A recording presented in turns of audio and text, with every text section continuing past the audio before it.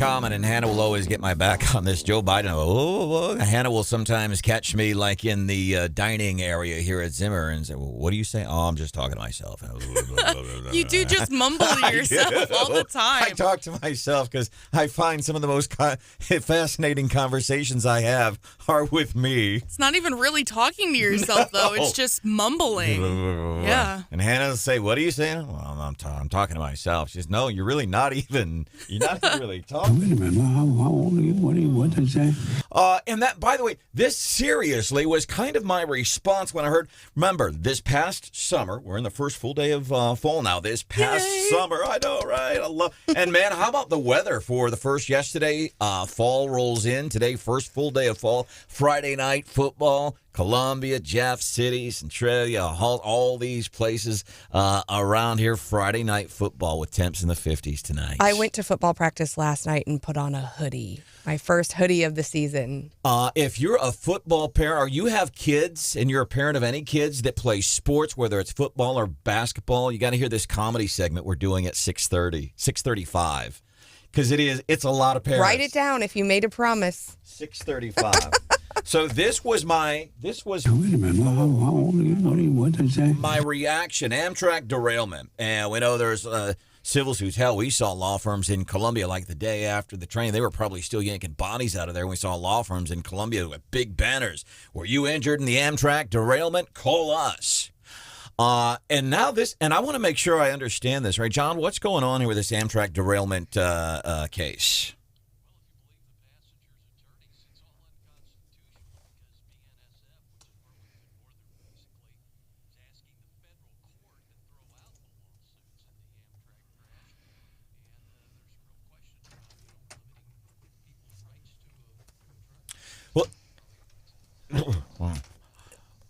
Well, in here, so on ABC 17, they were talking to one of the attorneys who's representing some of the folks that were injured in this Amtrak derailment thing. And so the way I'm kind of, and I'm not sure, again, I'm not an attorney, man, but it sounds like the attorneys that are saying, hey, we just need to dismiss these lawsuits are saying, when you purchased your ticket, there's disclaimers there, and you said, basically, you can't sue us if something goes wrong.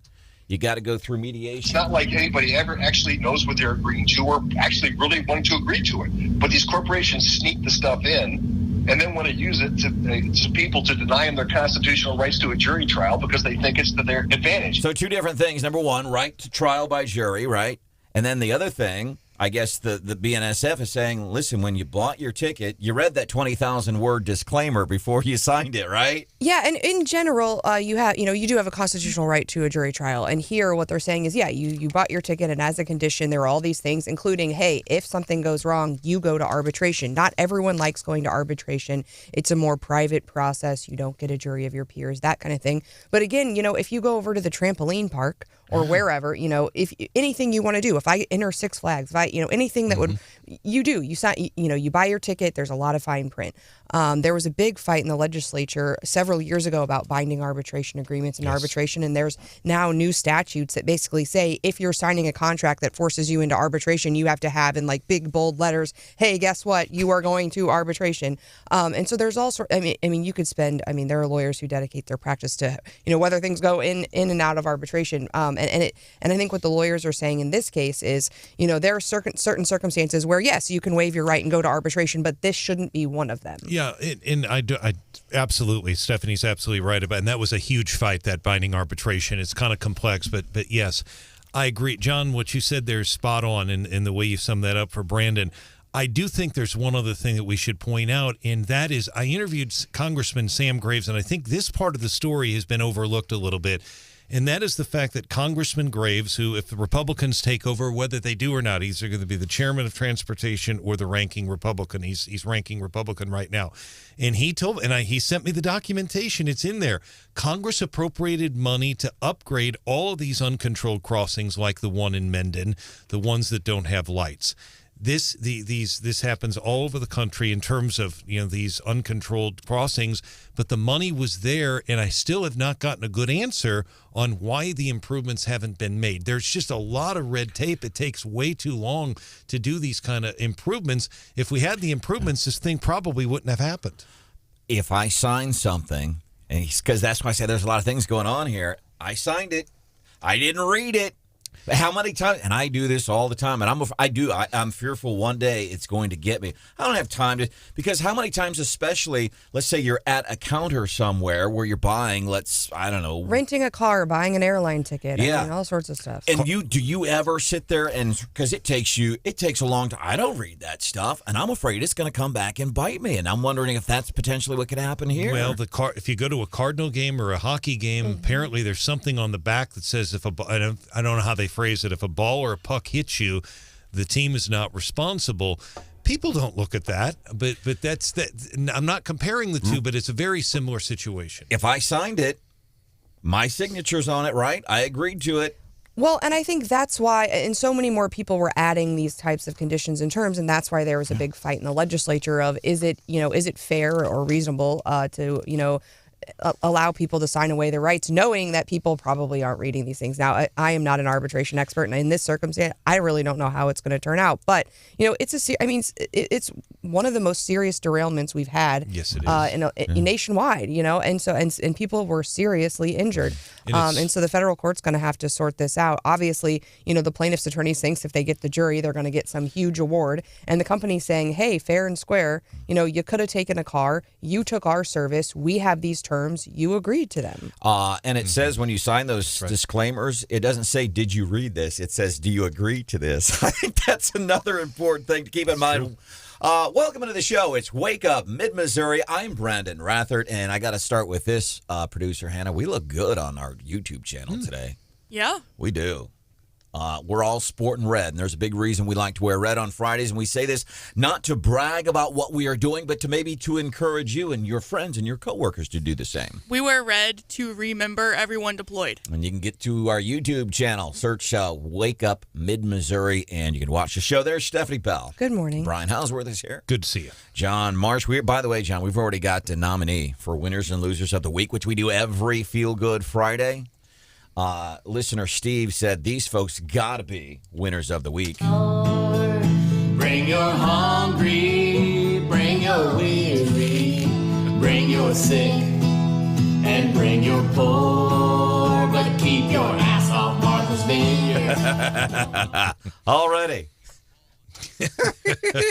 Peter, Paul, and Stephanie, already nominees. If you have nominees for winners and losers of the week, please feel free to text us, and we look at every single text. We do respond to most of them, depending on how busy we get here. We respond to them either on air or we will actually respond to your text. That's what we usually try to do.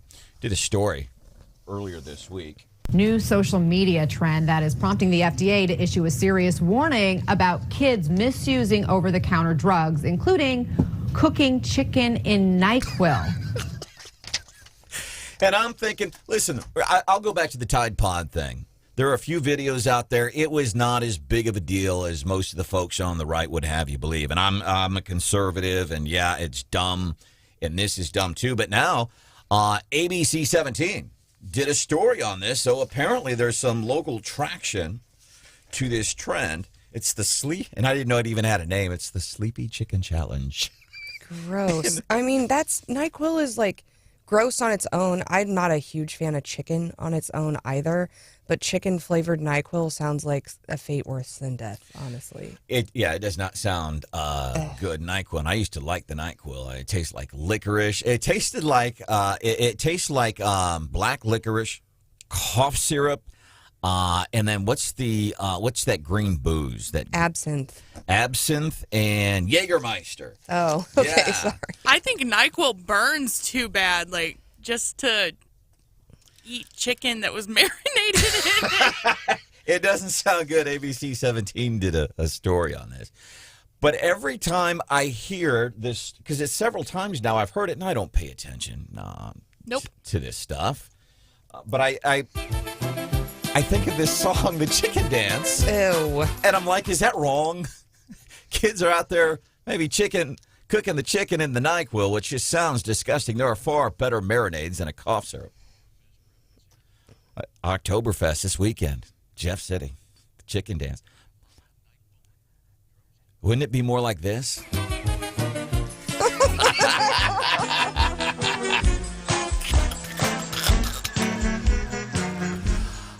Welcome into a Feel Good Friday on the show. Something we could do for you. 874-9390. 874-9390. Coming up about 5 minutes from now, we are going to be doing the daily D.C. rundown with Stephanie Bell. Going to look underneath the circus tent in D.C. and see what's happening there in our nation's capital. I think the North Carolina governor disagrees with you.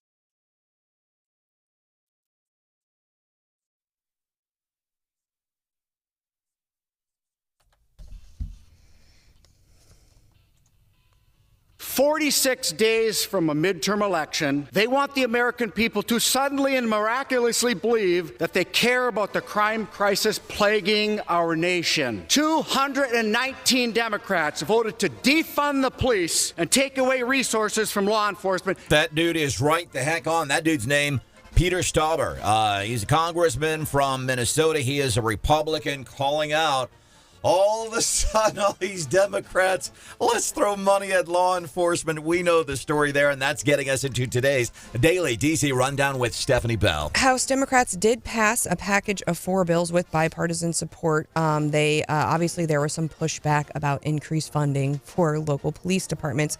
The bills here, they increase funding for small police departments, which are those with fewer than 125 officers. They have aid for de-escalation training and mental health services. They're all designed to reduce, bad encounters, what they consider bad encounters with the police. So enhance community violence intervention, those kinds of things. Actually, Democrat Josh Gottheimer said the bottom line is you can't cut it or defund your way to safer communities and better police departments. Amen. And we saw this in progressive cities all across America. London Breed, July 2020. Getting rid of military-grade weapons and equipment and redirecting law enforcement funding towards the African American community. While all are important, it's the last one I want to talk about today. As a black woman who grew up in poverty in this city. It's personal. Anyhow, then December, so that was July 2020. December 2021, she sheepishly put on this news conference. I'm asking for more money. Seattle, they defunded police. Crime shot up. They asked for more money. There's your case study. It doesn't work. There are a lot of things that don't work in our government. Also, and this is something that's not working for me. I guess Lindsey Graham proposed a nationwide abortion ban, and I'm thinking this is what the Democrats wanted us to do. He stepped in a trap. We don't need this right now. The Supreme Court said kick it back to the states, but now he's proposed this legislation, and Joe Biden is all talking about and they've got somebody new, the American College of OBGYNs basically is saying, this is going to endanger women, and it keeps it on the forefront when this debate should be happening in the states. So, I mean, sometimes we step in it, and I think there we did. Also, in Iran, I guess the U.S. government is imposing sanctions on Iran's morality police. Apparently, there was a woman who had a hijab that wasn't tight enough covering her hair, and they detained her, and then while she was in detention, she collapsed and died, and now the U.S. is imposing sanctions, saying this is just wrong. Man, and I hear stories like that because sometimes I think we forget how, listen, things suck here, and we know that they have sucked since those tragic events of January the 20th of 2021. But I have to remember, we've had the economy. I'll go back to the Carter years. I remember sitting in the car with my mom and dad, they were waiting in line to get gasoline and how bad and how tight money was then. And I remember under the regime of Barack Obama and the whole healthcare thing, we've been through bad moments in history here in America. We always come through, but I wouldn't rather live in any other country in the entire world.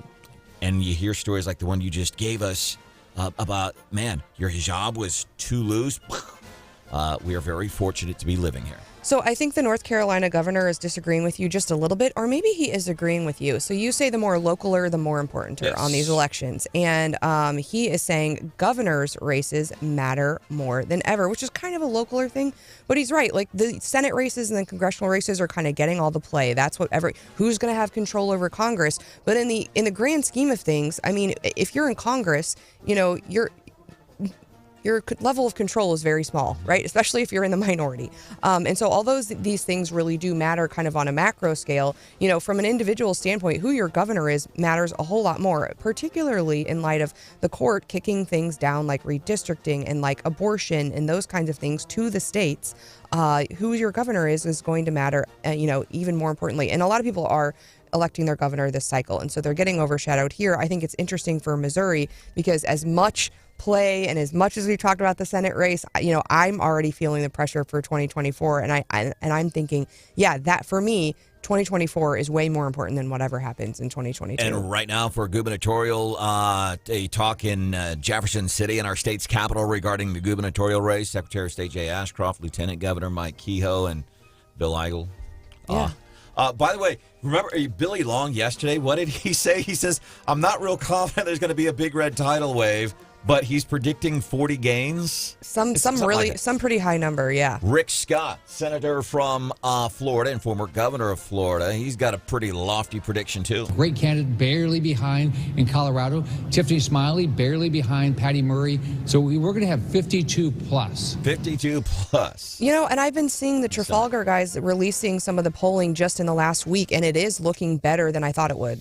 And let's fingers crossed that polling, because we disagree with all the other polling, but let's Those Trafalgar guys are usually right on. Come on. Hey, coming up, how parents behave at a high school sporting events. We're doing that 5 minutes from now.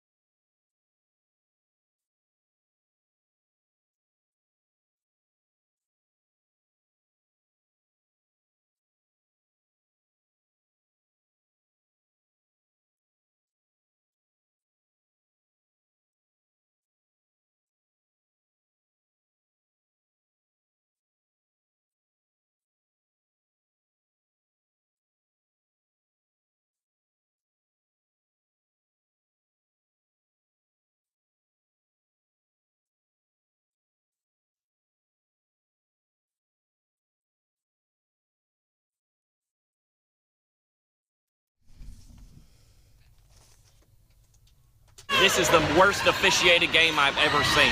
Just take him to the hole. That's a foul?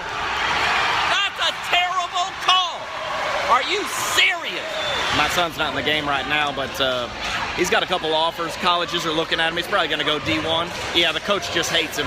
We got to play some defense. Oh, we have the ball? Offense. I'm going to go find the coach at halftime. I got a couple plays I'm going to recommend to him. That's a foul!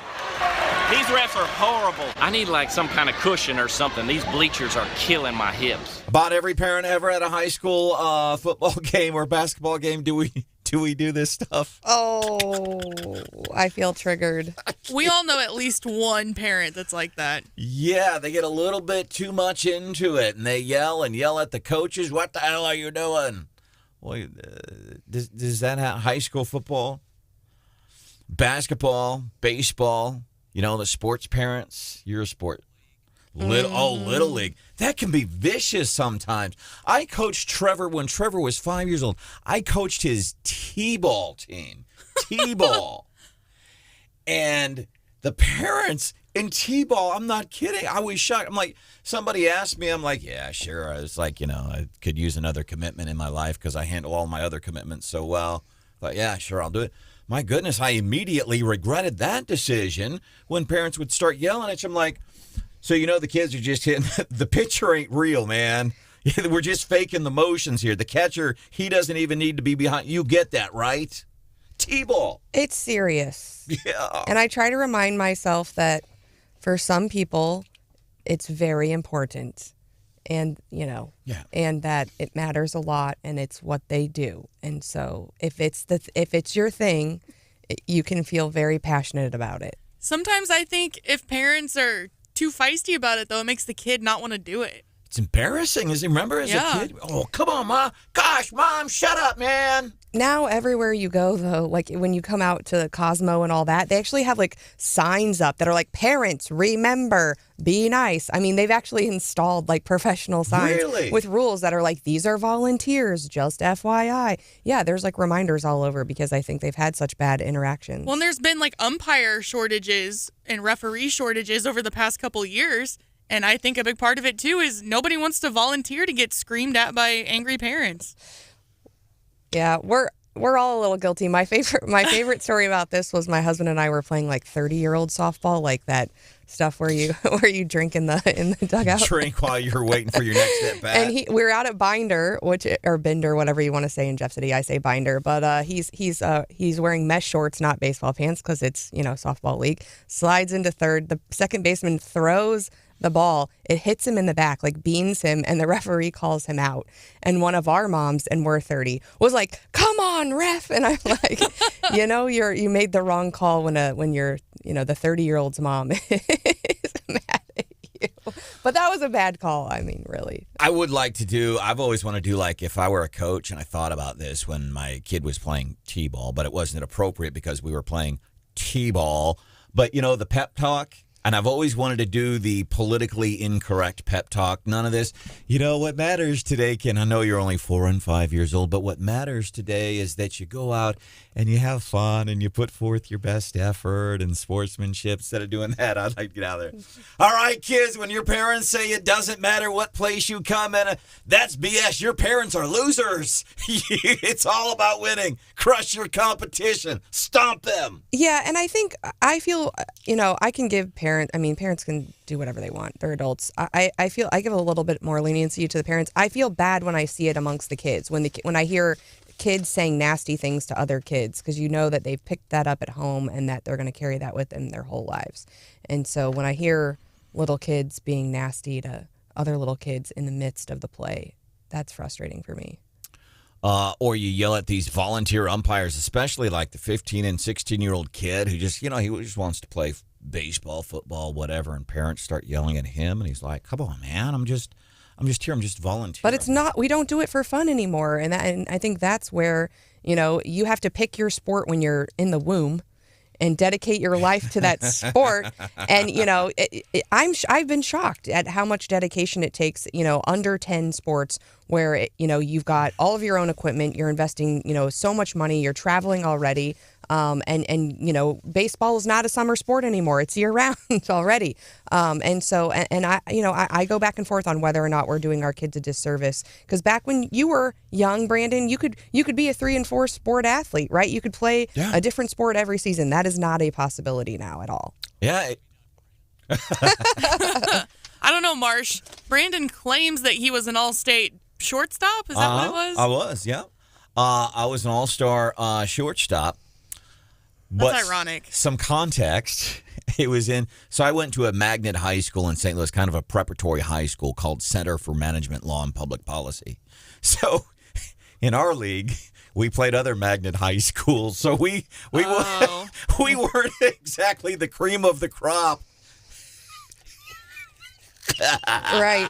Oh, I went to Truman State. It was we've gotten better at sports. But yeah, going from Jeff City High School, where sports was huge, and to Truman State, we had people who rode the bench in high school who then played in college for Truman State. But by the way, this is Wake Up Mid-Missouri. Hi, Stephanie. Hi. Brian Houseworth is here. There's producer Hannah. Hello. Mr. Marsh is here. My name is Branden Rathert, 874-9390. So I play for Center for Management, Law, and Public Policy. And that sounds so nerdy. It does. CMLPP Broncos. And we played other... Got a nice ring to it. Right. We played other magnet high schools. Like one was VAPA. And that magnet high school, Visual and Performing Arts. And they had a baseball team. Visual and Performing Arts. VAPA. And so I feel like they would have a very good color guard. Right? Yeah. Marching band. Baseball players, they were not. But as budding attorneys, that was the one team we looked forward to on the schedule was Visual. Was the art people? Yeah. Oh. Because they sucked worse than us. And heaven forbid when we would have to play a school like Vashon, who is North St. Louis. Man, deadly. And then you were the team that everybody else got excited to play. We were Texas Abilene Christian. That's who we were, basically in the Magnet League. We got a little excited. There was a school, health careers. So these were people that wanted to be doctors and phlebotomists and stuff like that. And they had a baseball team. It was, yeah.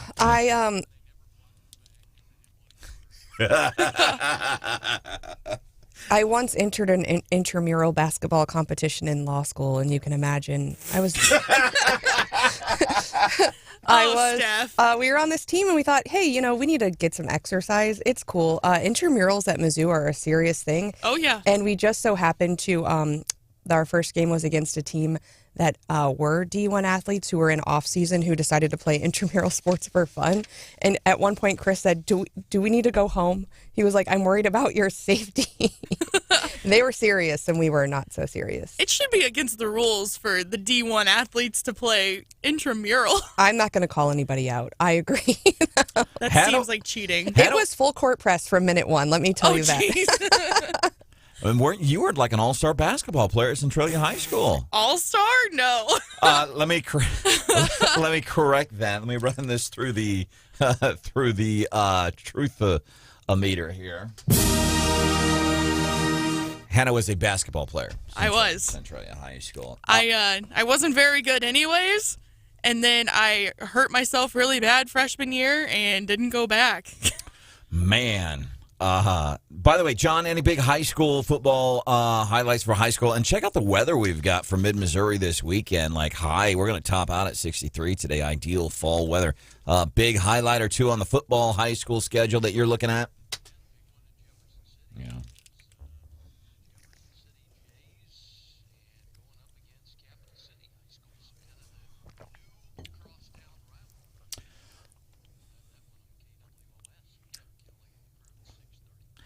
Scott via text, no excuses, play like a champion. Whitey Herzog wouldn't stand for this kind of snowflake talk, especially during Oktoberfest. No, let's read the text like it actually got sent. Is he? Oh, Whitney Herzog. Yeah. Yeah, the wit rat, Whitey Herzog, Whitney Herzog. Lots of studies about why kids shouldn't specialize in sports. What? That was a text I sent.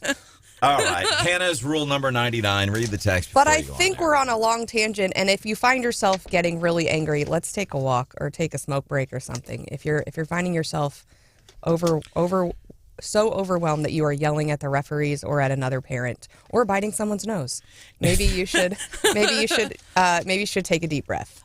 Is the dude from Beyond Meat, is he one of our winners or losers of the week? The Beyond Meat dude who hires several hundred people locally here in mid-Missouri who ate the flesh of I don't know if he ate the flesh, but he ate meat, in effect. It's not very vegan of him, is it? Oh. Winners of the week, winners and losers. You got a nominee, 874-9390. 874-9390. Coming up about 5 minutes from now here on the show. So we're all, of course, very familiar with the Biden interview.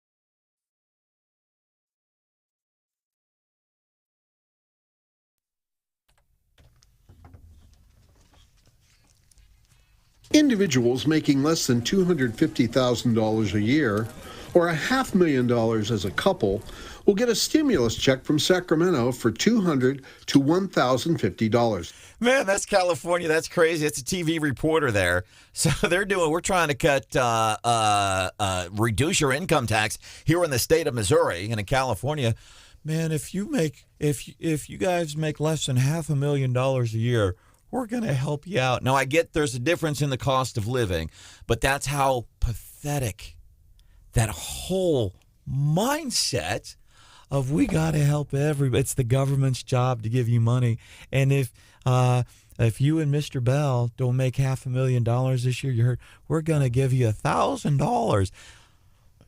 I would think if you're making that, and again, I get the cost of living differences between the heart of America here in Missouri and California, but I'm thinking $500,000 a year, $250 check ain't going to make a whole lot of difference. And if I lived in California and the government was bossing me around all day long, telling me I couldn't buy a gas-powered car, that I couldn't charge my car, that I couldn't turn on the lights, I'd want to be compensated too, honestly. You got to pay me for that. Welcome to the show. That's crazy, man. Welcome in. Wake Up Mid-Missouri. Stephanie Bell is here. Good morning. Producer Hannah is there. Hello.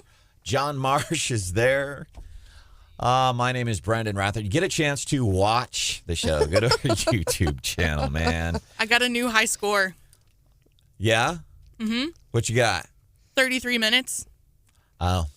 So we're playing a game now. This is why you really, if you get a chance, like if you're getting ready in the house in the morning, and maybe not right now, but like Monday, or you think about it, honey, let's on the TV in the morning while we're running around getting the kids ready for school, put YouTube up on the smart TV. We turn up the volume. We'll get local news that's affecting us here in mid-Missouri. Big stories this morning.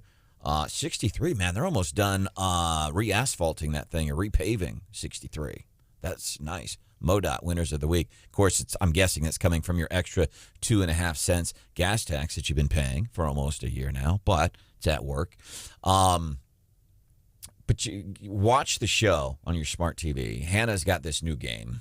Yeah, I like to flip your camera upside down and set a timer and see how long it takes you to notice that I flipped your camera upside down. 33 minutes. Yeah, today it was 33 minutes. So if you watch it, it's like being on a roller coaster. You get that funny feeling in your tummy. But I don't know. It's because I don't look at the camera. I forget it. I don't pay attention, which can be fun too. But watch it. What do you think about that video feed, Marsh? Gosh. Like, did you? You. 874-9390.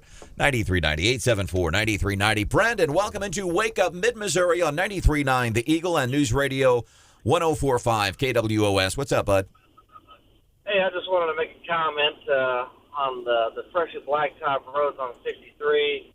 I don't know if you drive from Jeff City to Columbia every day, but even though they re-blacktop it, there's still several areas where I literally run over speed bumps in the middle of the road. I kind of figured, if you're going to force me to pay more in fuel tax, maybe you could actually, make a smooth road and not have a few speed bumps here and there. I hear you. Are you talking about those things that actually go down like the center lines or like actual speed bumps? Well, I mean, it's not like not a speed bump, but a hump. It feels like a speed bump when you're cruising at 78 miles an hour. That's right. Branden, I hear you, man. What are you grateful for today? What are you feeling good about on a Feel Good Friday? Oh, well, I'm honestly just glad it's getting ready to be the week and I can take my Harley out.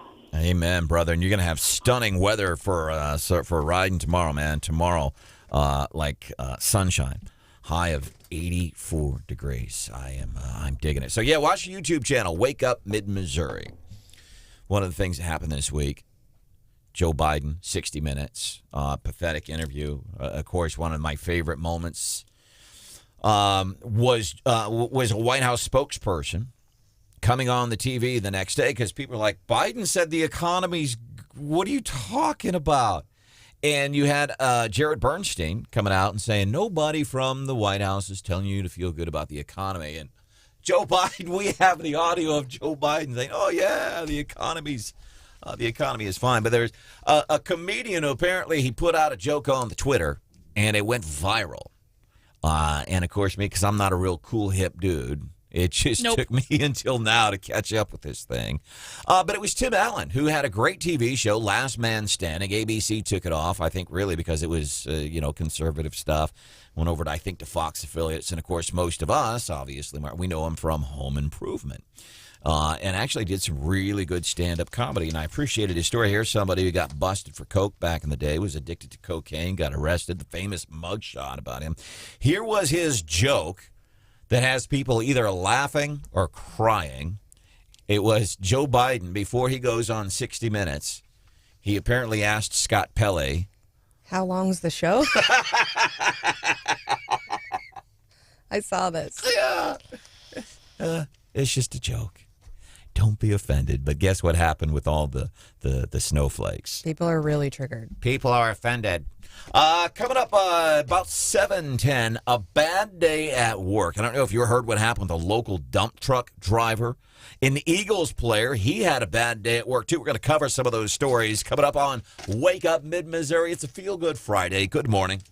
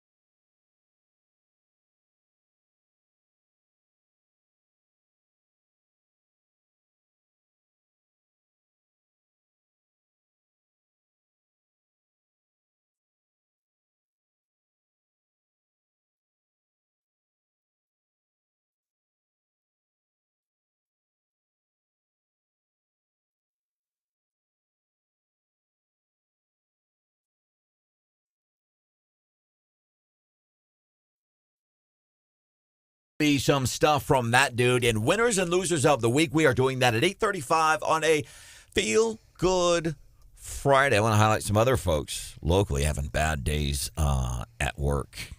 And I'll start here. I always feel like whenever there's one of those stories that, like, you know, could be, got to mention first, the dude was okay.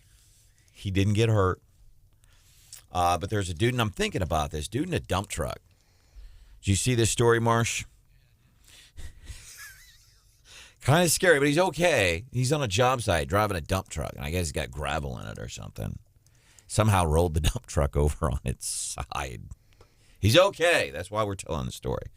But I'm thinking, and they had to wait to be extricated, and apparently minor injuries. Dude's good.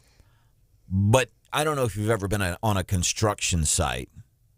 You know, a bunch of dudes, bunch of manly dudes, testosterone-filled dudes doing manly things with tools, and, you know, hard hats and T-shirts rolled up with a pack of Marlboro Reds in the sleeve there. That's the way I see it anyway. I'm probably way stereotyping, but it's the way I see it. And this dude rolled over in a dump truck, probably sitting, like if Hannah were to turn the camera feed on its side right now, it would be like that. Like if I were flipped on the side, it would be like this dude the whole time. Look at that. Yikes. This dude, if you're watching on the video feed, you got to check this out. All the rocks fell out of your head. So check that out. Watch our show, man. It's on YouTube, Wake Up Mid-Missouri. But this dude in this dump truck on the side the whole time. And I can imagine the razzing he must have taken from the dudes on that job site.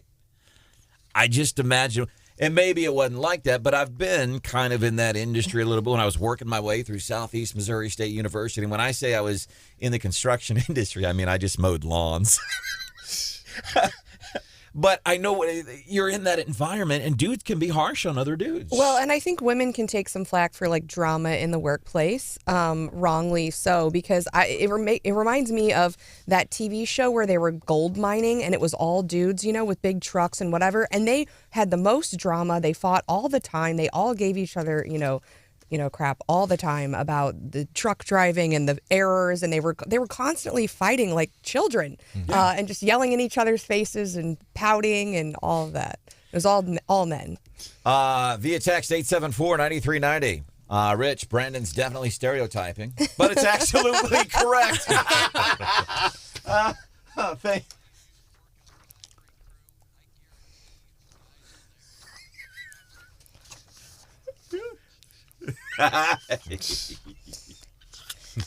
Next day they would have come with like a fake trophy and given you like best dump truck driver and been like, here you go, John.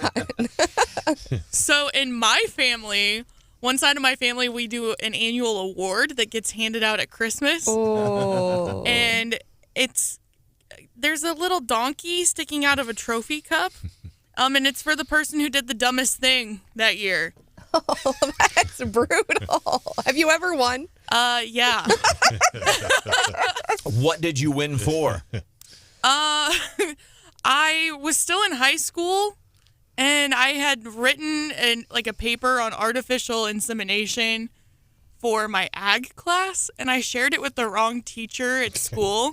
Because, you turn your papers in on Google Drive, so you, email it to them, basically. And I sent it to the wrong teacher at school, and it was someone who had a reputation for being the creepy teacher. And so it just made it worse. Whoa. Yeah. That is, so you're talking about insemination with a creepy teacher. And cows. We've talked about sending the text to the wrong person before, Brandon. Yeah. I've never submitted a paper to the wrong teacher, but I could understand how that would be awkward. Wrong text. I was complaining about the boss to a friend, and I sent that text to the boss that I was complaining about. How did you handle that, by the way? What happened next? Oh, so here's what happened next. So I got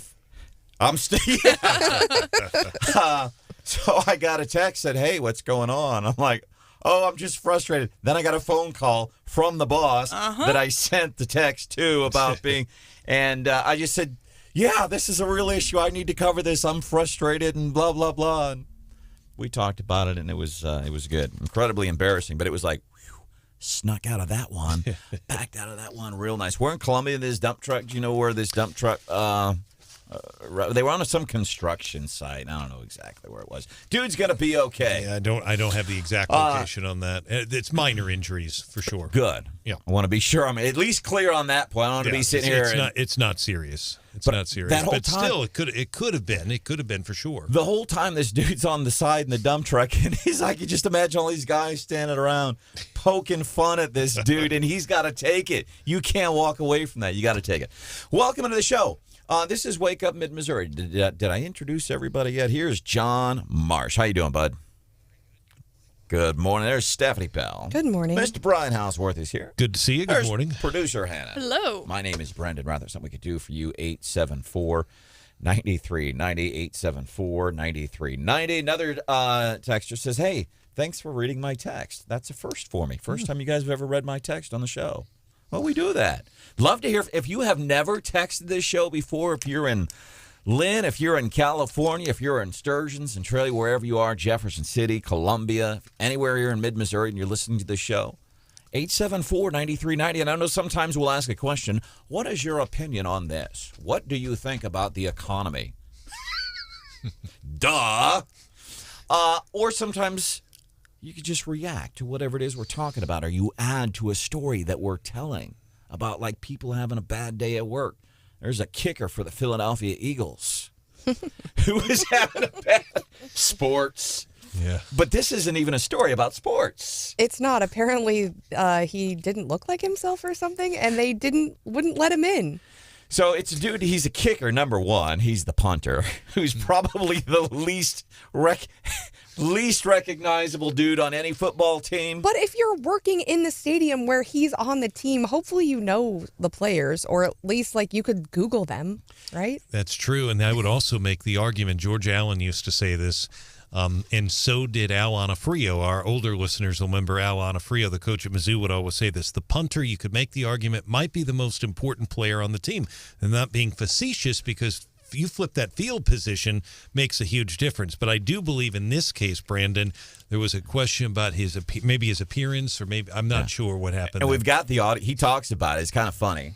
And if you're also, I want to sidestep here really quick, if you're a newer listener to the show, Hannah's rule number 99.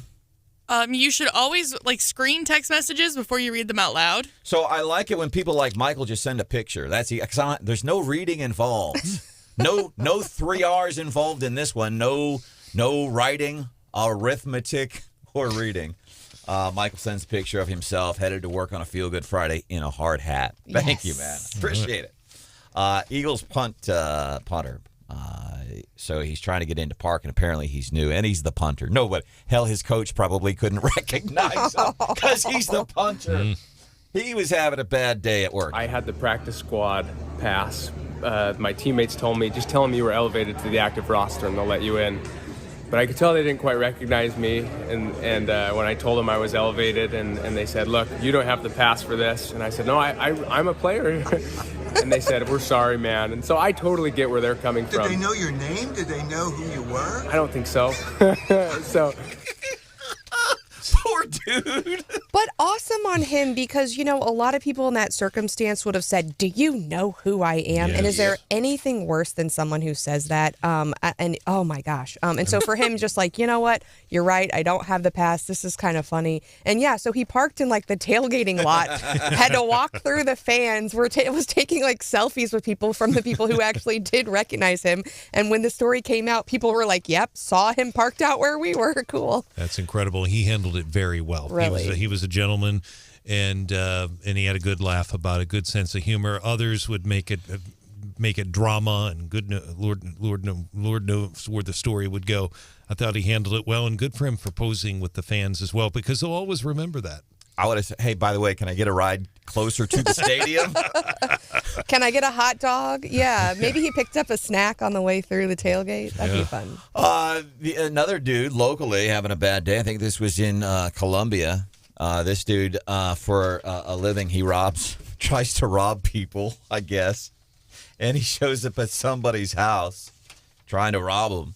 And I don't know if he brought a knife or what, but they had a gun and held him at gunpoint, so he couldn't rob them. Mm-hmm. Never bring a knife to a gunfight. This happened in Colombia. I'd call that a bad day. At work, too.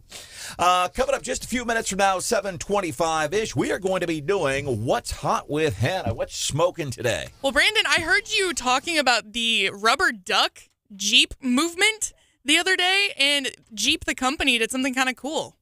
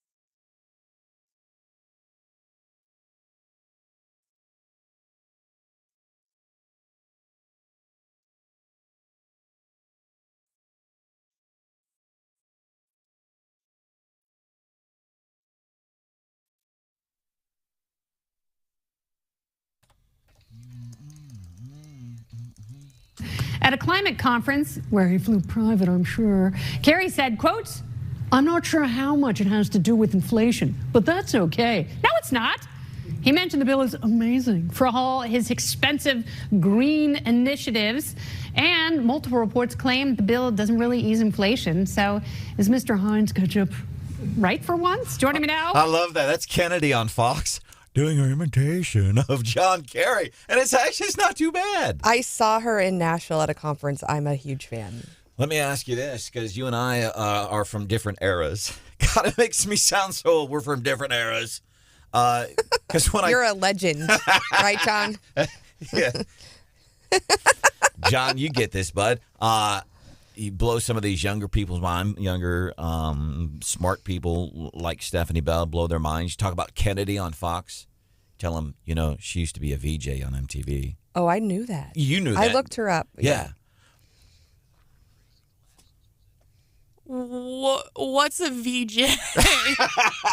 Well, you know what a BJ is? Oh, gosh. No, it's not. No. You know what a DJ is? A DJ is somebody that plays. No. Oh, thanks, Marsh. DJ. Okay, maybe Sorry. I don't want to know. A DJ, a disc jockey. What's a disc? Right? You know who hates being called disc jockeys? Disc jockeys? But rappers, yeah. They were called disc jockeys because they played records. So MTV, it was VJs, video jockeys. And that's where Kennedy got her start. She would introduce videos on there. They would have TRL, like Total Request Live. Carson Daly would get on, and there'd be like a top 10 music video countdown. It's like, what's the thing? Like, there's still music videos today. They're just on the YouTube. interwebs. Yeah, they're on YouTube, like Wake Up Mid-Missouri is. So I thought it was a great impersonation. John Kerry, I said the other day, Inflation Reduction Act. He said, "Yeah, it's not about reducing inflation. It's about the climate." Saying what all of us smart people had been saying all along. Good morning, 7:25-ish, which means it's 7:26. Time for What's Hot with Hannah. Yay! Small little improvements. So, Brandon, I heard you talking about, I have to be careful, getting ducked the other day. Yep. Marsh? No, it's a real thing. So it usually involves Jeep owners, and it's kind of an inside joke amongst Jeep owners, and they carry these little rubber duckies around in their car, and it's like a thing. If you see another Jeep, you might go put a rubber ducky on their Jeep, and it's just a thing to make them smile. You can collect them, you can pass it on. It's just like a little camaraderie thing amongst Jeep owners. Don't they have a special wave too? Yep. I was in the Jeep line for a lot of years, especially if you have the convertible. And John, you used to be a Jeep guy. Had a 79 CJ7, man. Big old tires. Had a Mack Bulldog on the hood with springs under so it bounced when I would drive down the highway or over logs or things like that. And had nothing else. Had no wiring, no heat, no air. I was going to say, my first car was like a Jeep Grand Cherokee with like 150,000 miles on it. Well, but yeah, you have the Jeep Wave. Yeah, so the brand Jeep has caught on to this, obviously. And at this year's big car show in Detroit, they brought the world's largest rubber ducky. Oh. And it is over 60 feet tall and 70 feet wide. And it's been on display in Detroit, and it will be through the end of the week. So it's just a way of Jeep kind of saying, hey, we see what you guys are doing, and we're here for it. How excited is the rubber duck industry that they're catching on to this? But what I thought was extra funny about Brandon's story about getting ducked is he doesn't drive a Jeep. And I've been ducked more than once. And the first, I didn't understand it. I'm like, what the hell is this? It's a yellow duck, and it happened more than once. And I finally asked a coworker, and I said, well, you've been ducked. It's a thing that Jeep people do. And I said, well, that's not a Jeep. I wonder, here's the other thing I wonder. Like Harleys, when people cross each other on, like I'm thinking about the big thing that happened at the lake last weekend with the biker event, 120,000 bikers. Wow. How good is that for our local economy? But, like, do they have a special wave when Harley riders see other Harley riders? And here's the other thing I'm wondering, Marsh. Like, what about a dude on a little rice burner thing? I was going to say moms in minivans. It's just a look. We're like, yep. Do moms in minivans have that wave? Like, yeah. We just cheers our coffee as we drive by. Yep, got it. But I wonder if a dude on a little sport bike, if he tries to pass that wave off to a Harley dude, I wonder what the reaction is. If you ride a Harley, what is your reaction? Another wave. Yeah, exactly. Hey, coming up, how might we watch? Could Albert Pujols hit his 700th home run tonight? And, oh, by the way, good luck trying to find the game and actually being able to see it on across-the-air TV.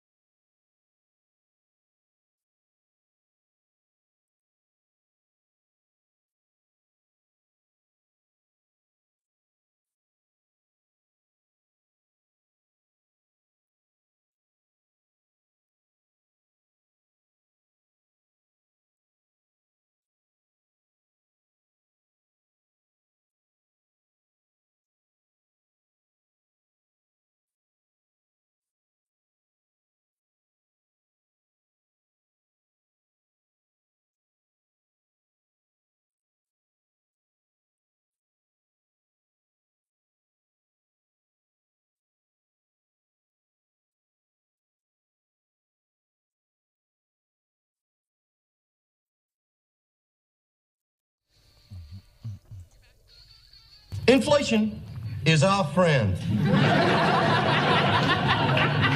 For example, consider this.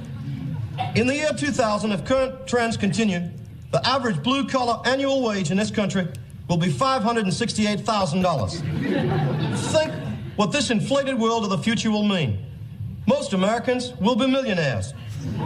Everyone will feel like a big shot. That's funny because that's from 1979. Dan Aykroyd doing his Jimmy Carter impersonation. Jimmy Carter, former Democrat president, does great work. He lives his life kind of on an altruistic plane now, really. I mean, he does all kinds of stuff for other people. He's great at that kind of stuff. But you think about where we are with the inflation now, and I don't know why. We had somebody text, why are gas prices especially high in Jefferson City right now? I don't know why, but I'll tell you this, looking at AAA of Missouri, and gas prices, at least right where I live, jumped 30 cents since Tuesday morning. Remember, that's when folks started checking in with us here on Wake Up Mid-Missouri. So, oh, my God, what happened with gas prices? Osage County, $3.67 a gallon. The county with the highest average cost of gasoline right now, Cole County in Missouri, in all of Missouri, $3.69 on average in Cole County. Some of the cheapest gases, you want some of the cheapest? Check out the differences here in gas prices. So $3.69 in Cole County, Missouri Boot Hill, a couple of counties, Dunklin, Penobscot County, $3.16 a gallon. Wow. Welcome to the show. Wake Up Mid-Missouri. There's Stephanie Bell. Good morning. Producer Hannah is here. Good morning. My name is Branden Rathert. There's John Marsh. Mr. Brian Houseworth is also joining us on the show. What's hot with Hannah? It's about these ducks, and you've actually seen this, John. It's the Jeep thing, and what's hot with Hannah today? They've done this giant duck because apparently it's a thing now. When one Jeeper sees another Jeeper, they go and you take a rubber duck because everybody carries around yellow plastic rubber duckies, and you take the duck, you put it in the Jeep, and you've been ducked big time, and it's kind of a thing, and Jeep is catching on to this. They've got this big, giant, inflated, this huge duck, probably one of the biggest ducks you've ever seen. And they've got it at this event. And so we got to wondering, because John and I, back in our day, we had the Jeeps. You still have a Jeep. It was the Jeep Wave. Whenever you're in a Jeep CJ7, or now they call them the Wranglers, but when you do that wave, real cool like. Yeah. What? Life is, so you have your hand on the steering wheel. And you just lift your fingers. You just kind of lift the fingers. You know what I'm talking. How would you describe it, John? Yeah.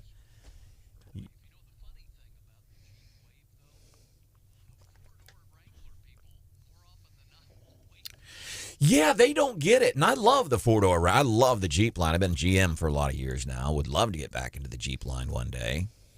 But yeah, the four-door ones, it's kind of a different gig. We got to wondering, I'm wondering, like, Harleys. Like, if you're somebody riding a Harley and you see somebody like on a Kawasaki or a Yamaha, does that wave apply? 874-9390. Bo on text says, oh, yeah, we all wave. Stuart. You ride a Harley? Yes, sir. I've got a couple of them. So what is the etiquette in the world of Harley? Humble brag. Yeah, got a couple of them. You want to rattle down some of the other vehicles that are parked in your garage right now while you're humble bragging? You want to keep going? They're all old. And I drive a Prius also. All right. So I can't afford to drive anything else. So a couple of Harleys, a Toyota Prius. What else do you drive? I've got a crew cab 4-wheel drive diesel, F350. Man. Can't afford to drive that either. Thanks, Joe. Humble brag. Anything else you want to brag that you've got? No, that's all right. So you got a couple Harleys. So what's the etiquette in the Harley world? Do people on Harleys wave at other people on other types of motorcycles? In general, anybody that's on a bike, I mean, they're out enjoying their freedom, and especially since the state allowed us to not wear helmets, they're out enjoying their freedom, enjoying that day, beautiful day. Yeah, in general, you wave. The people that, for the most part, do not wave are the BMW motorcycle folks. I don't know, they're usually decked out from head to toe in this specialized riding gear, boots and the jackets and the special pants, and you wave at them and they'll just go right on by. Really? Rude. Yeah. Wow. Yeah. And those Yeah. are the ones usually they have the big metal, like the suitcases. The suitcase, they're not even saddlebags. They're like suitcases. Yeah. And it says Louis Vuitton on them. I'm stereotyping and I'm kidding. I guess they're just too good for the average motorcycle rider. All right. Stuart, before we let you go, what are you grateful for on a Feel Good Friday? What are you feeling good about? Looks like rain's on the way. We need a little bit. All right, brother. Thanks. We appreciate you being a part of Wake Up Mid-Missouri on 93.9 The Eagle News Radio 104.5 KWOS. When if it has 4 doors, it's not a Jeep to those people. It's a 4-door SUV. That could be something.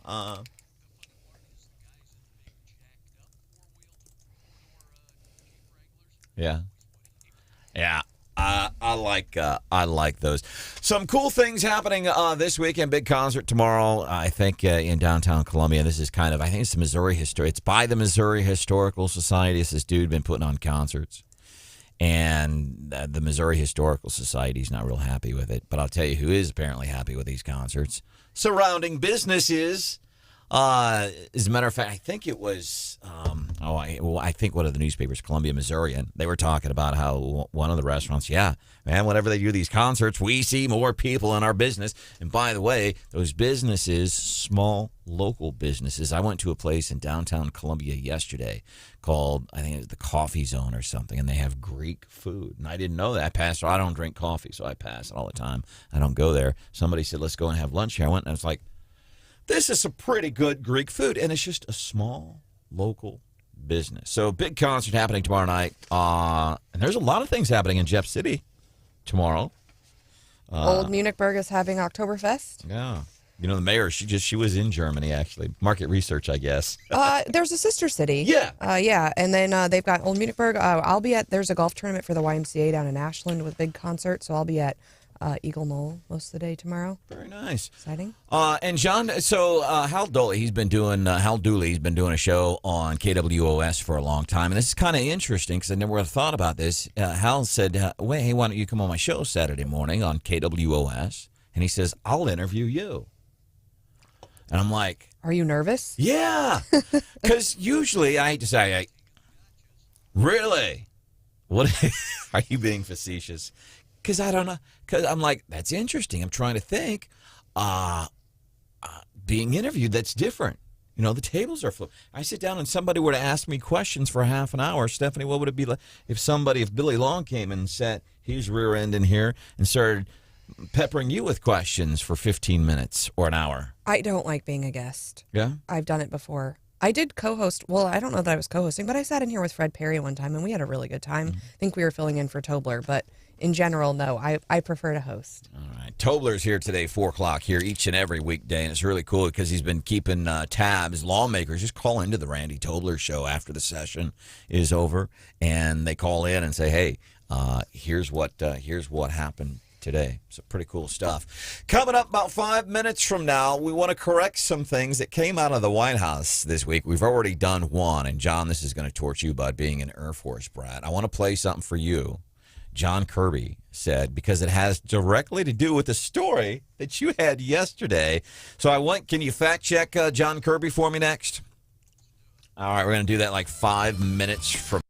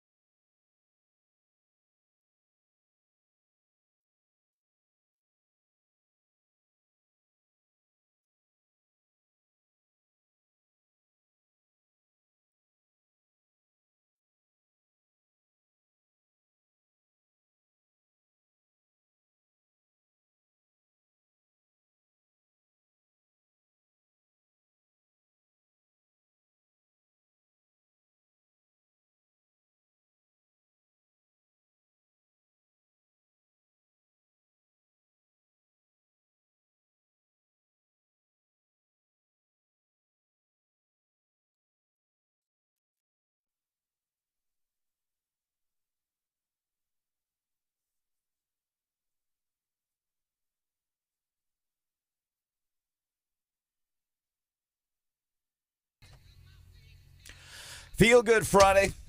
What are you grateful for? What are you feeling good about? 874-9390. We're picking winners and losers of the week. 8:35, by the way.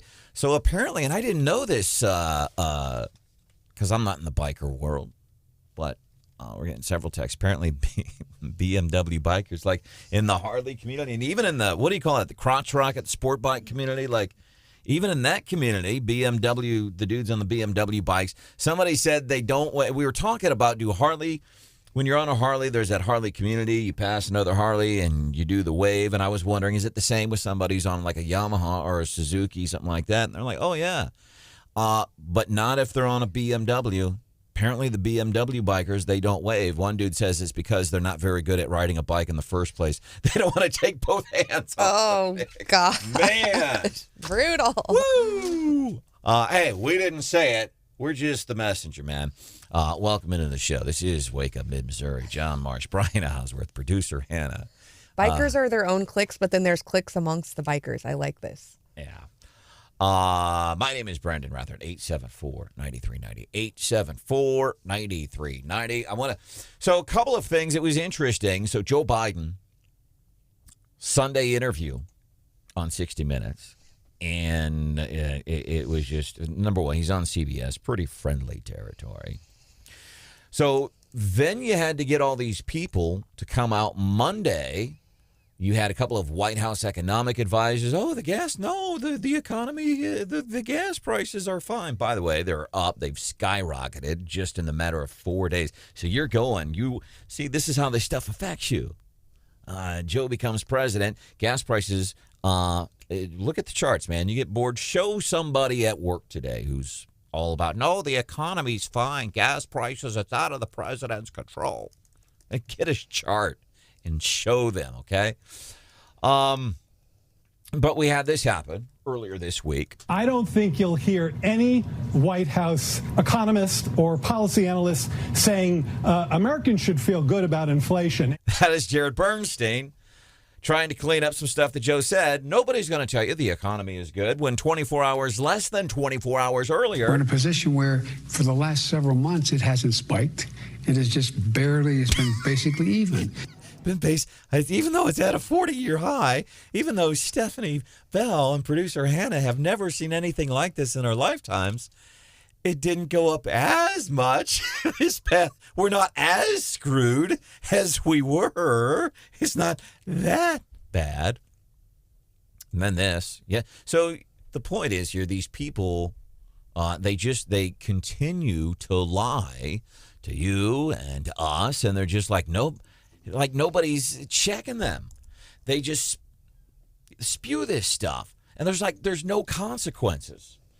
Let's do this one. This is John Kirby. First of all, it's a bogus claim. There's no wokeness in the military. The military is and it should be, a diverse organization. And it is, but let's run this through our Ministry of Truth, Mr. Marsh. John Kirby saying there's no wokeness in the military. You were talking about this yesterday.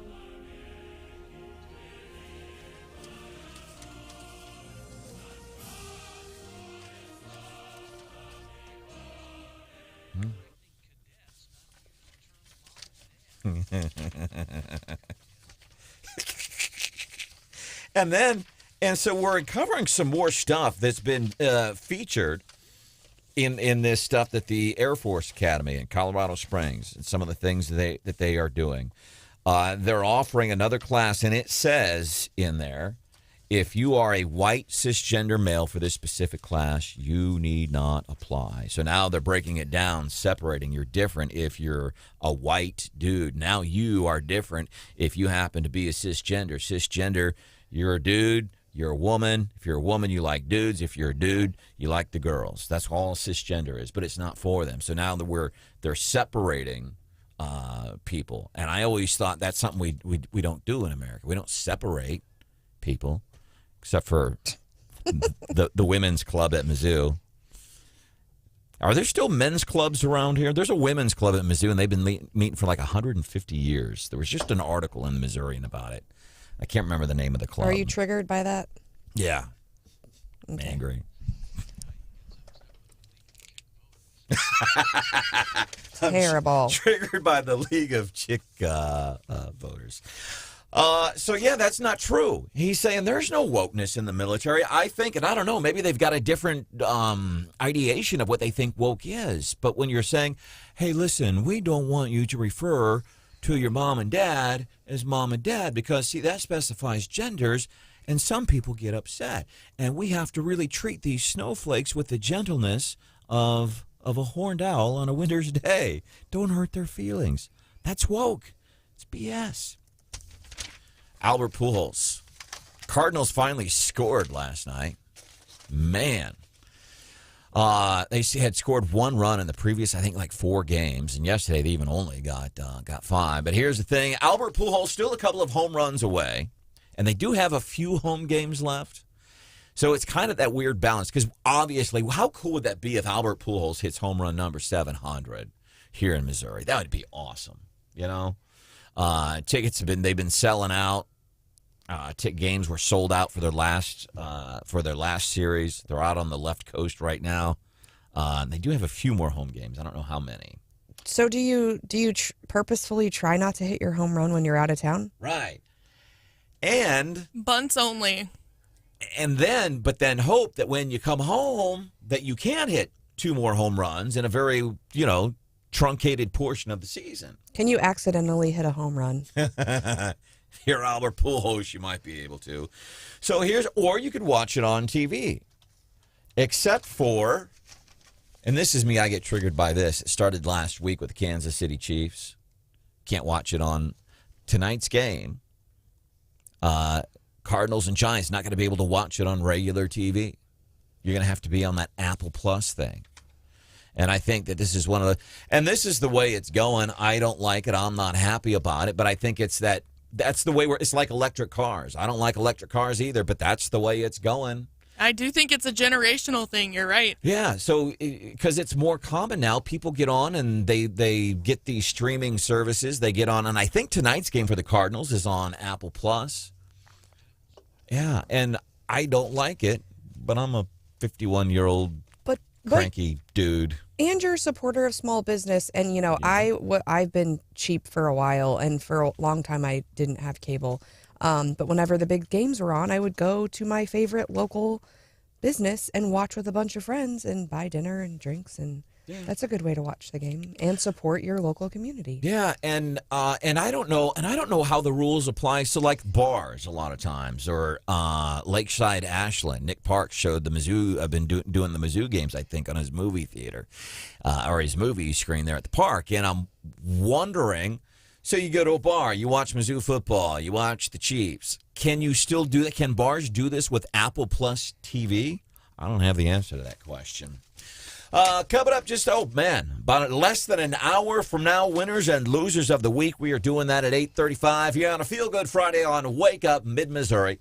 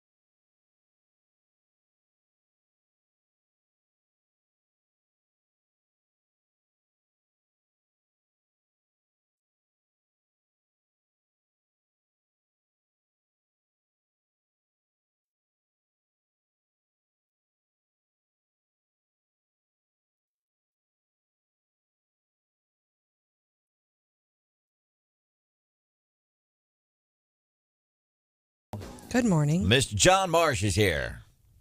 He's here. He's not talking. He's pouting. There's producer Hannah. Good morning. And Brian Houseworth is running around here, too. Joe Biden, I love that. That's got to be one of his best. Wait a minute. How old are you? What did they say? Oh, which was my reaction to a big local story developed yesterday. This is something that both Brian Houseworth and John Marsh have been working on. Amtrak derailment last summer, and obviously a lot of civil lawsuits. That whole thing was kind of weird, by the way. What we saw locally, like they were still, scraping stuff off the tracks up there where this happened. And there were local attorney offices that had like banners. Hey, were you injured in the train crash? Call us.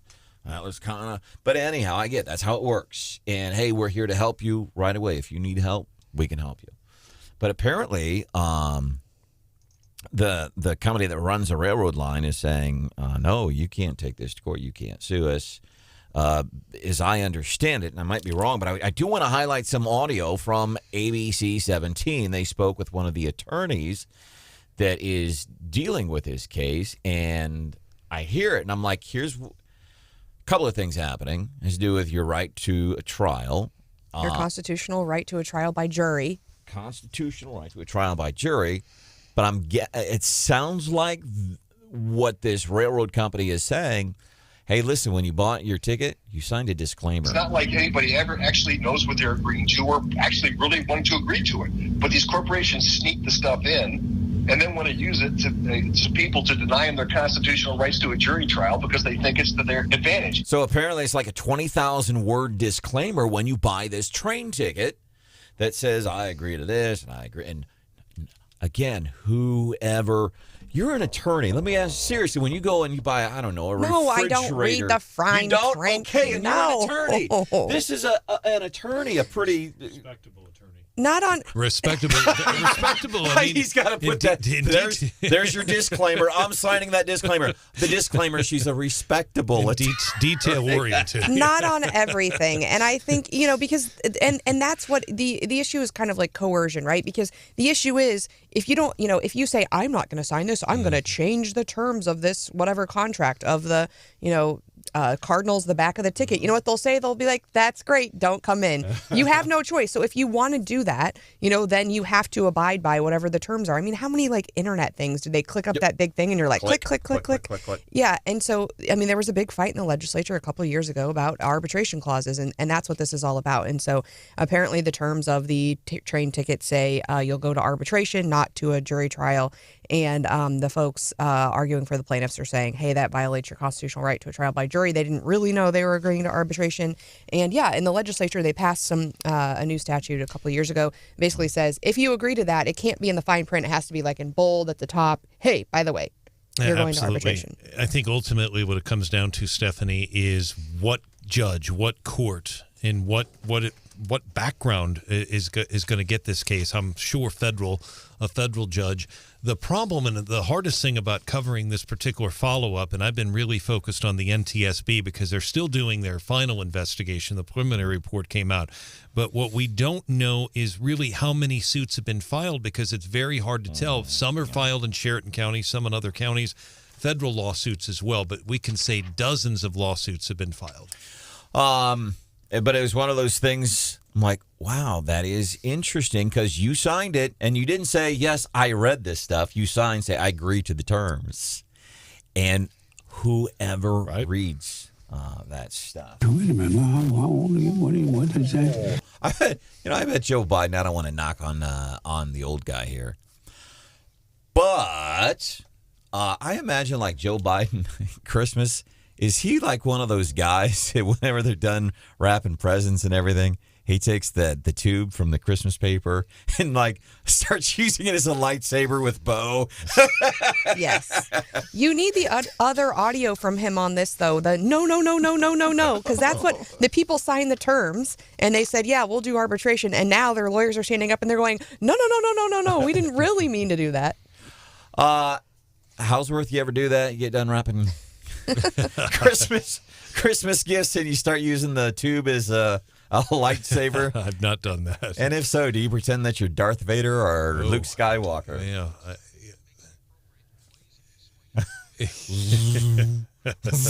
Just like Biden just really reminds me of one of those people that would do that. That's like dumb stuff guys do still. Okay, I'm the guy that would do that too because it's just fun. What other dumb stuff do we do, John?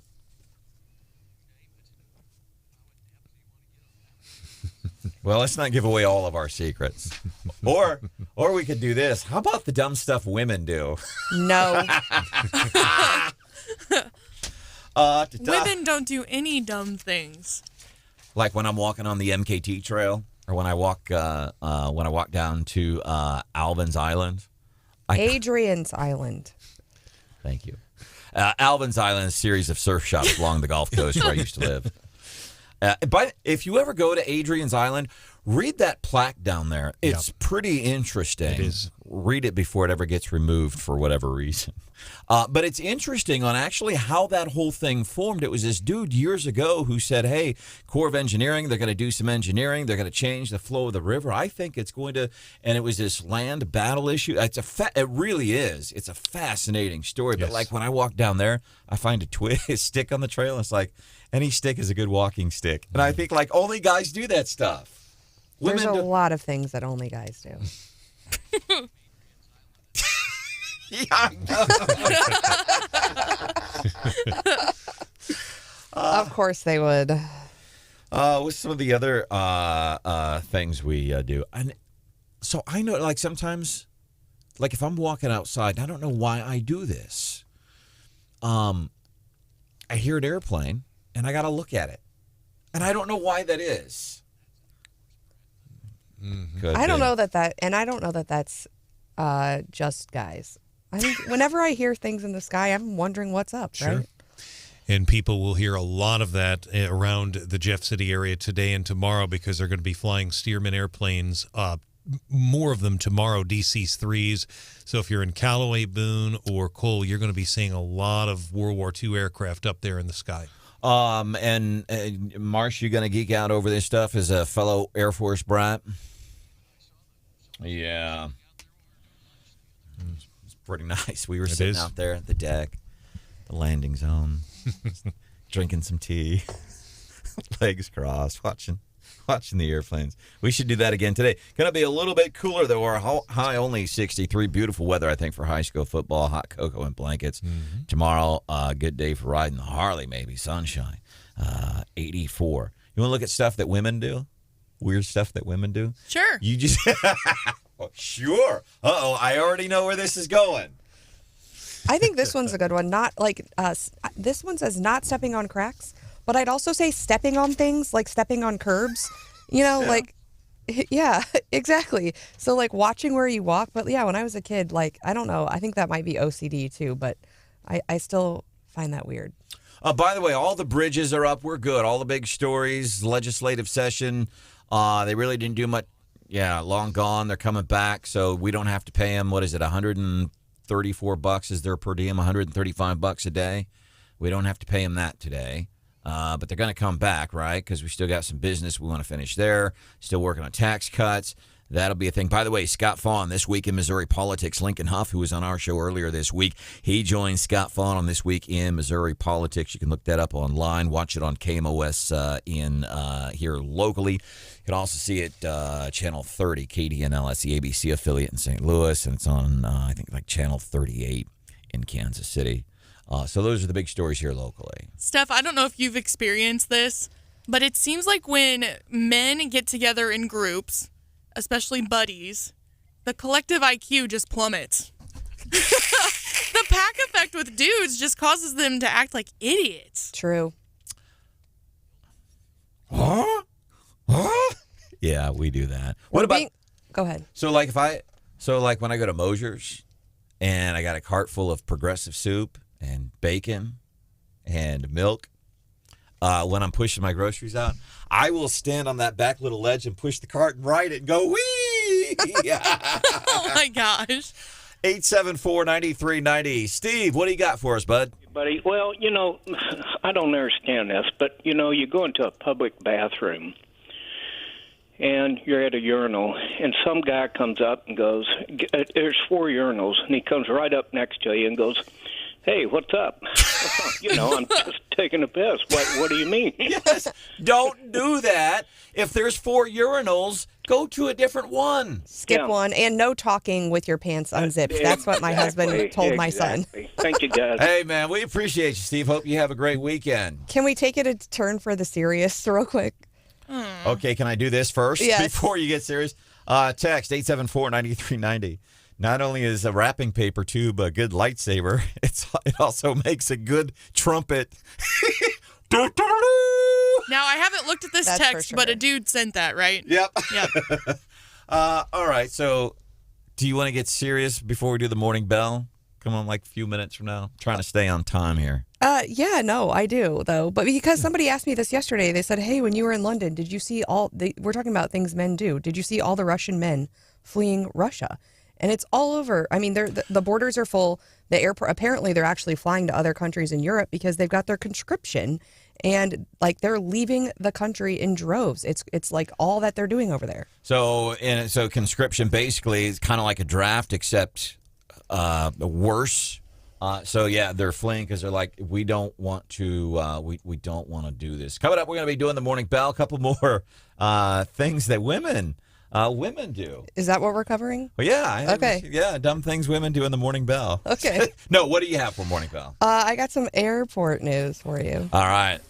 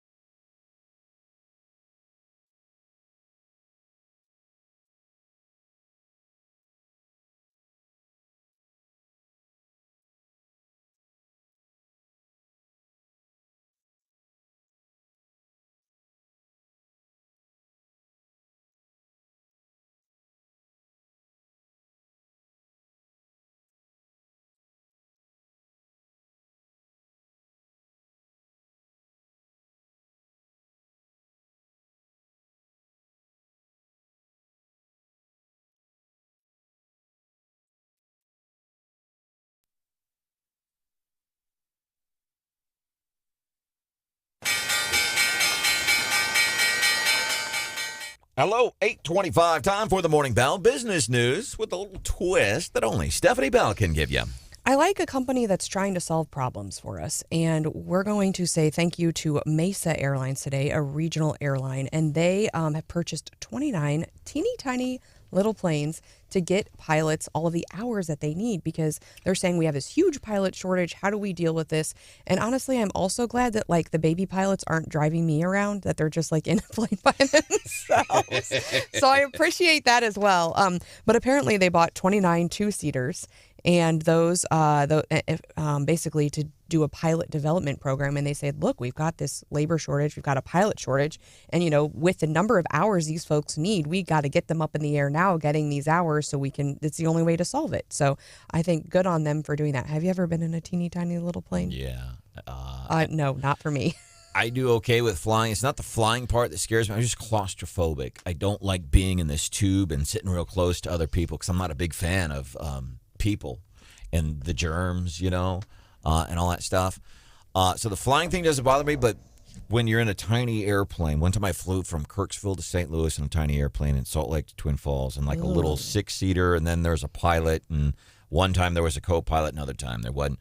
But like you hit a wind shear or whatever, and like the plane moves backwards. It feels like it moves backwards. No, thank you. I think on big planes, it's easy for me to like forget about it, that I'm in like a metal tube, like propelling through the air. And on a little plane, it's hard to do that. And see, it used to be okay because I used to drink heavily when I would, I drank heavy, not just when I flew, but like all the time. But I don't do that anymore. And yeah, not fun. 874-9390. Jim, welcome into Wake Up Mid-Missouri on a Feel Good Friday. What's up, bud? Good morning. Stephanie's story of her kid and not talking to people with pants down reminded me of my 4-year-old. And he's very bright, very inquisitive. He always wants us to, we'll talk about in the summertime, like, okay, we got to look out for ticks. We got to, like, show me a picture. He always wants a picture. He talk about Mars. Show me a picture. He wants a picture. It helps him learn or whatever. He wants to see it, right? So he's in the bathroom at the Boone County Fair with my wife, and he's like, can you show me a picture of where the pee-pee comes out on mommies? And, so there's public restroom. There's other people in other stalls and stuff, and my wife's like, no, that's private. Don't need a picture of where mommy's pee-pee comes out. And how old was he? 4. Yeah, it's a natural question. Yeah. You're right. He is learning. Yeah. Like, that's probably illegal. So, yeah. Hey, Jim, thanks for sharing that story and giving a lot of parents and grandparents everywhere a reason to giggle on a Feel Good Friday. We got a bathroom text from somebody else, and this time it's about women, and he said crazy things women do goes to bathrooms in groups. But yes, it's a necessity. Is it, though? It is. Dudes, so we take Christmas wrapping paper tubes and use them as lightsabers and trumpets. The weird things chicks do. You all go to the bathroom together. Why is that? Well, sometimes we need to have a conversation. Private conversation. I see that. And second of all, no one hypes you up like a drunk girl in a bathroom. She's like, girl, your hair looks great. That outfit is fire. That guy, he totally is into you. So let's say you're hanging out at a place, downtown Jefferson City. It's hopping on a Friday night, and there's a group of dudes, me and your husband's hanging out, and there's Marsh and Houseworth, and I'm like, hey, fellas, let's go to the bathroom together. What? Right? It doesn't work. Yeah, that would be awkward. Coming up 5 minutes from now, we pick winners and losers of the week. Get your picks in by texting us 874-9390.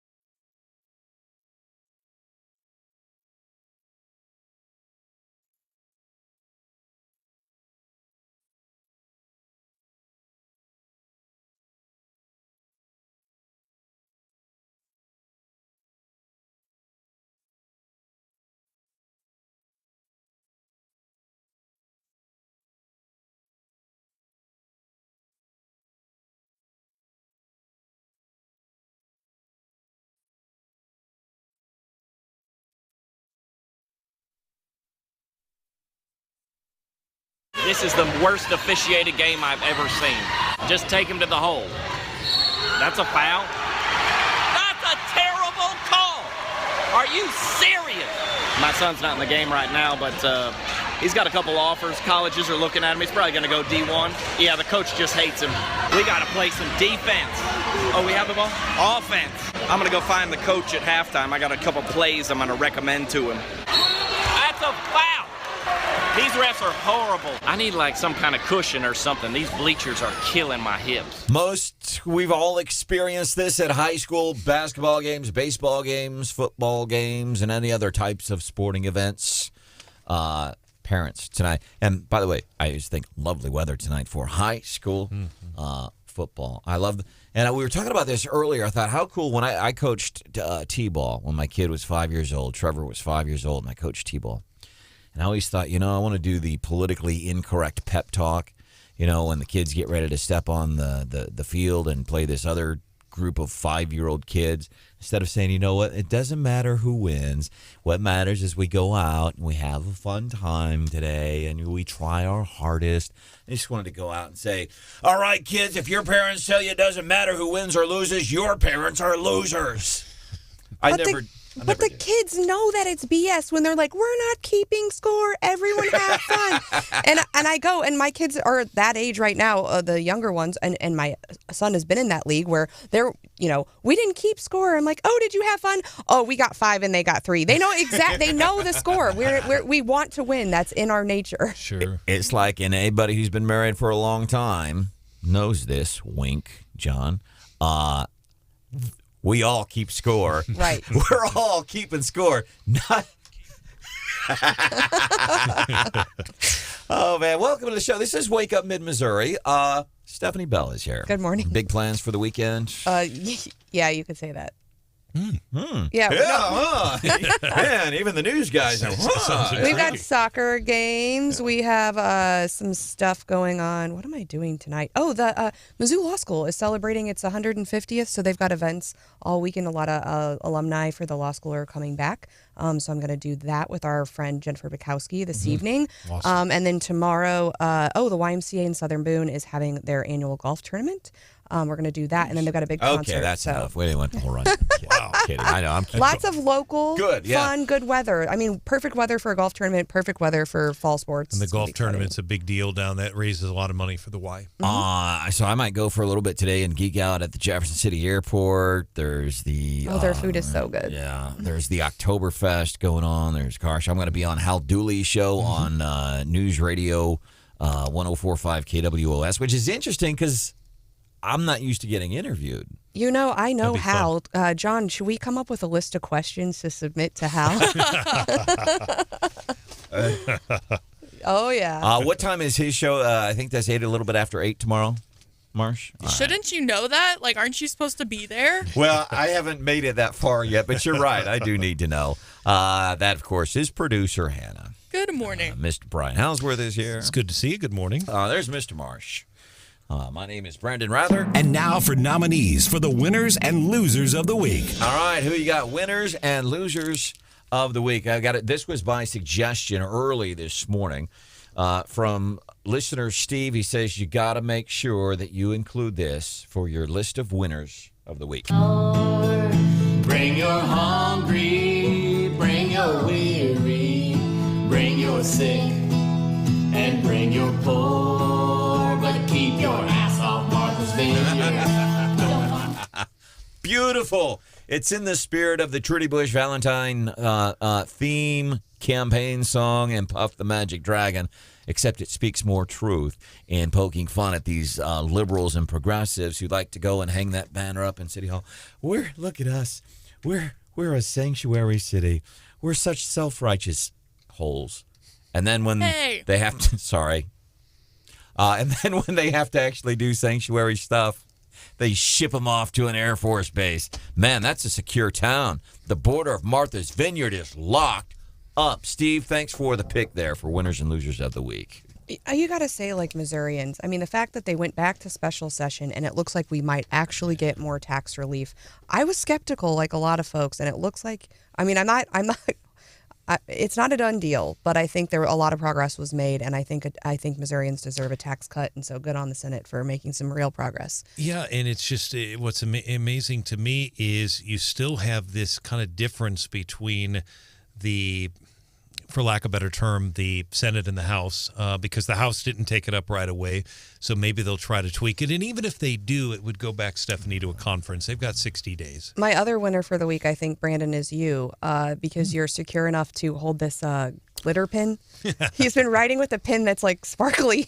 You're kidding covered me. in glitter. You have to see So it. here's I what am so disappointed right now. Yeah, It's so sparkly. So- It's the sparkliest pin I've ever seen in my life. I use, because of the things that we do here on Wake Up Mid-Missouri, I have this pen that most of us use in the second grade. It's the multicolored pen. You click it, and it's got, different colors, and I highlight different things. And listeners just send me these pens because I freak out when I start to run low. And That one is bedazzled. this one is bedazzled, and it's got like 12 colors. It's got purple and yellow and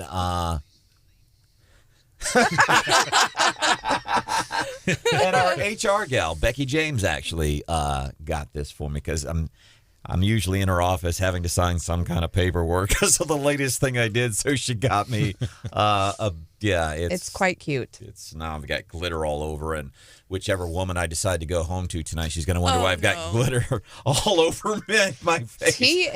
I am kidding. I am kidding. I don't go home to any women. I'm kidding. He's still trying to figure out his +1 for my wedding next year. He's starting the roster early.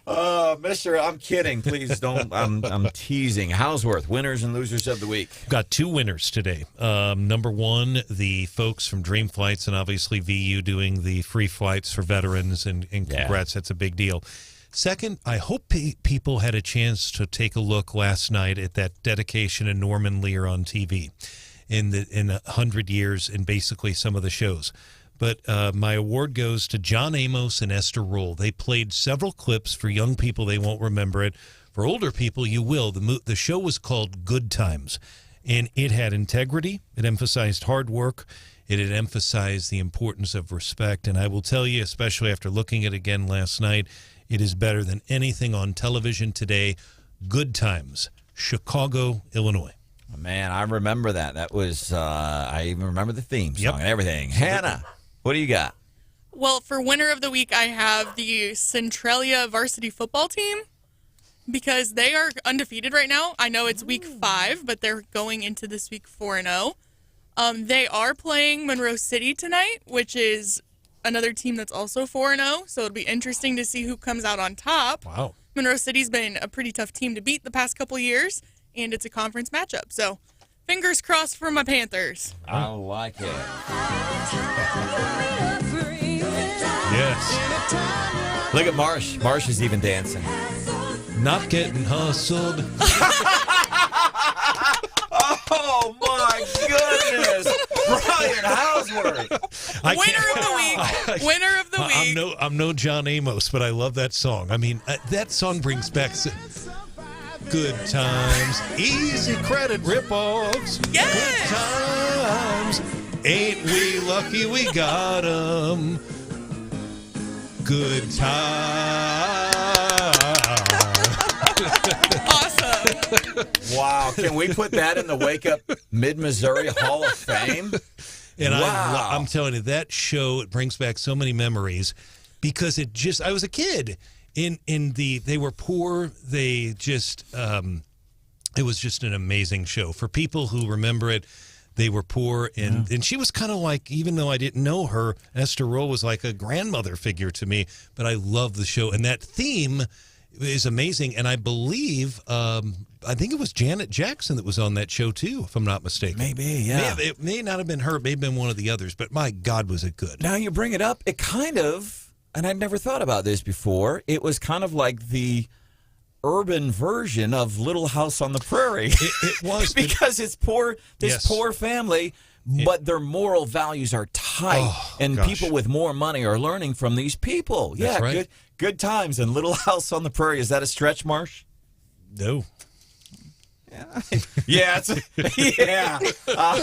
Who do you have for winners and losers of the week, Marsh? I'm listening. Yeah. Yeah.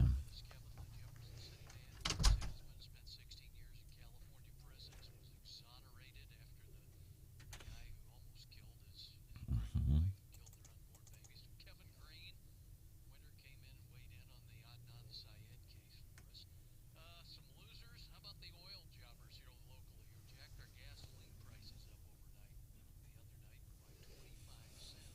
Boo.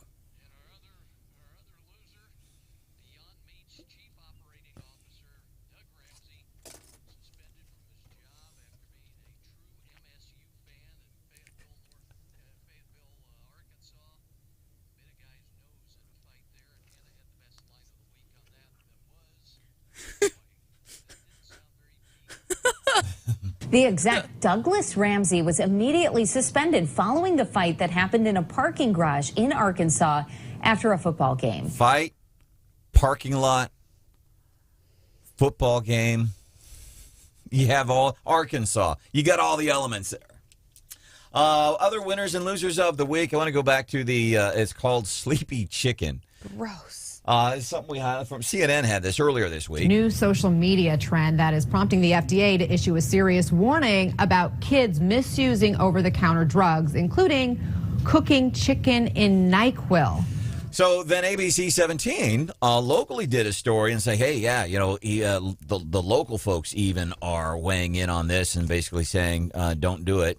'Cause not only is it, it's just not a good idea. And I feel bad, Hannah, because every time I hear this chicken, or, you know, they're cooking chicken in the NyQuil, it makes me think of it, which is a song that we'll hear at your wedding coming up one year. Please, no. No. But that's on the list of songs that play on repeat in hell. But that and Baby Shark and the Trudy Valentine song. I think if it's the sleepy chicken, shouldn't it be like that? That's the way I envision it going down. Winners and losers of the week. Coming up a few minutes from now, so we can do this. We can do leftovers, or maybe our leftovers includes some winners and losers of the week that we didn't get to on a Feel Good Friday. We'll do that 5 minutes from now, and then it's the Gary Nolan Show.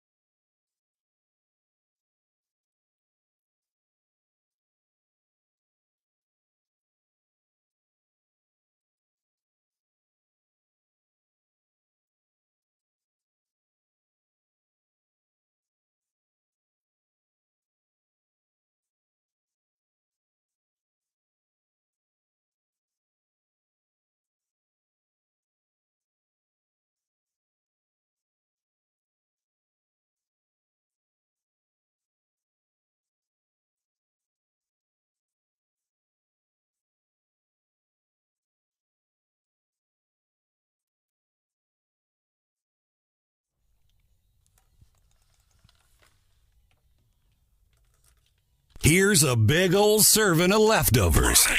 Enjoy. Leftovers, I think. Did we all get everybody that we wanted to include for winners and losers of the week? I think they're. Oh, I want to highlight for winners of the week some folks like in Columbia, Heather Hargrove and a whole bunch of other folks. They did a big event yesterday, a small business, kind of like a small business celebration at the farmers market.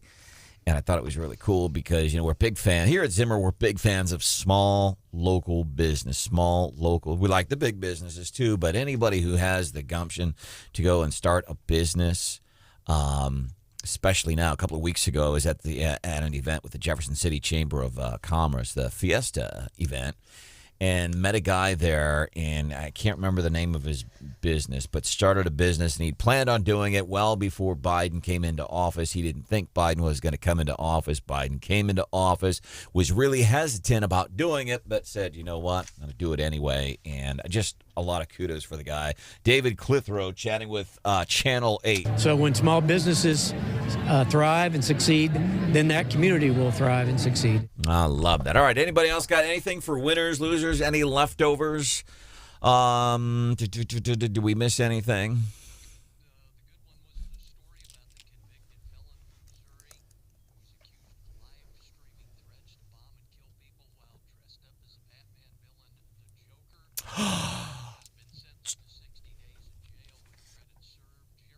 Garnier, and I know, here's why I know who.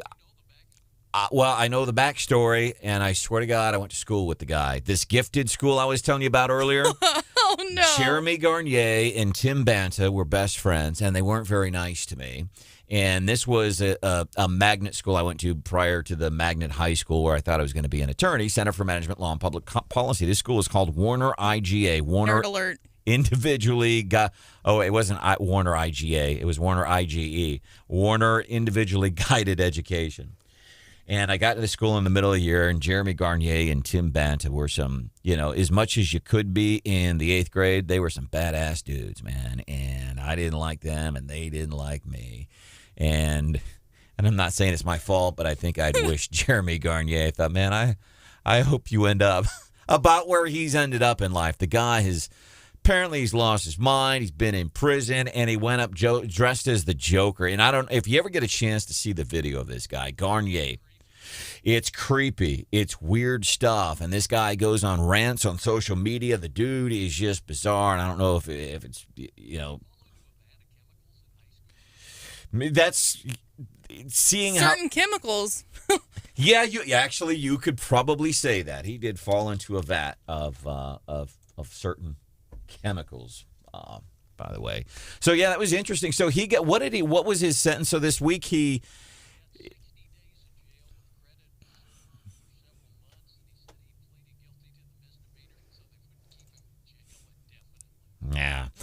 Jeremy Garnier, and Tim Banta. Also, this dude, loser of the week. First of all, it's a bogus claim. There's no wokeness in the military.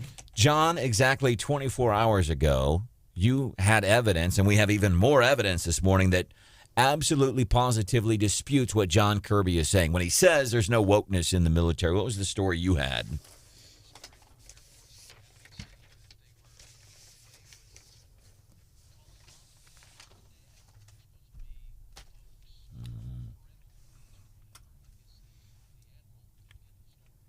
Okay, so we'll wrap it up there. Gary's banging down the door wanting to come in and do his show, and I don't blame him because my dad is texting saying, come on, Brandon, make way for Gary, my favorite show, my dad's favorite show here on the radio station, Gary Nolan Show. Coming up Monday, I don't know if you've heard, so Noble Health has closed a couple of health facilities locally, one in Mexico, the other one in Fulton, and there's a reporter, and she has done an amazing job of covering the stories behind it. It sounds basically, might say, what, they got